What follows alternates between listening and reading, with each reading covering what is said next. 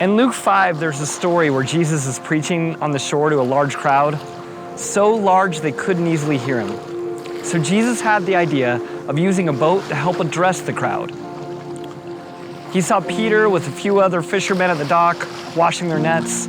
They were no doubt exhausted after a long night of fishing. But that's when Jesus interrupted their plans for the first time. It was a simple ask. Can you take me a little offshore so I can address the crowd?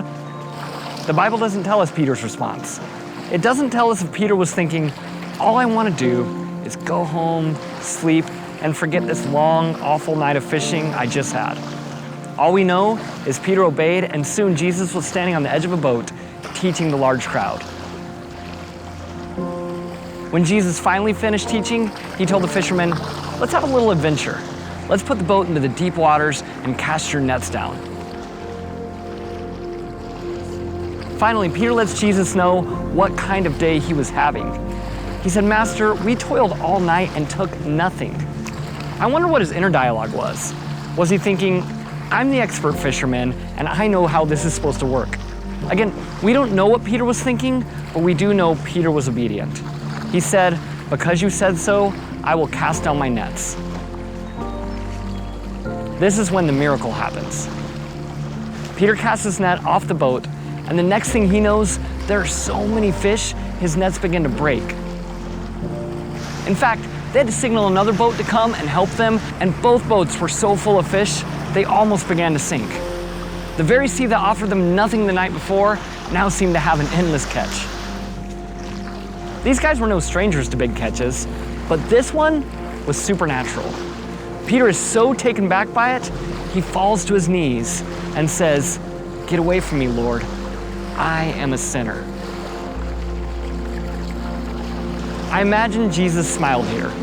This wouldn't be the last time Peter didn't understand what Jesus was trying to show him. Jesus said, do not be afraid, for I'm going to make you a fisher of men from now on.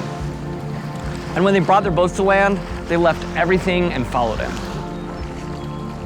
The amazing thing about this story was that Peter had all of his plans interrupted. The very short-term plan of ending a long day of fishing, instead of letting the day come to an end, he obeyed Jesus' simple request of letting him use the boat. It's a practical picture of the way Jesus uses us, using whatever simple things we have to accomplish the greater mission. But I think what Jesus loved most about Peter was he was willing to follow the call even when he had other plans.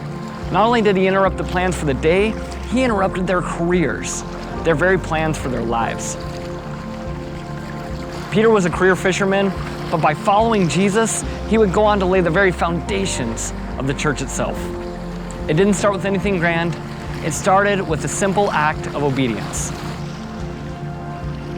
I wonder what simple act of obedience God is calling you to. Jesus is not looking for the most rich or talented or powerful or connected. He's looking for the humble and obedient. Are you willing to let God interrupt your plans? Are you willing to set something aside and open up your hands and say, okay, God, here I am, use me. This is a dangerous, bold prayer. But if you're willing to pray it, I believe just like Peter, God is something so much greater than anything you could have planned for yourself.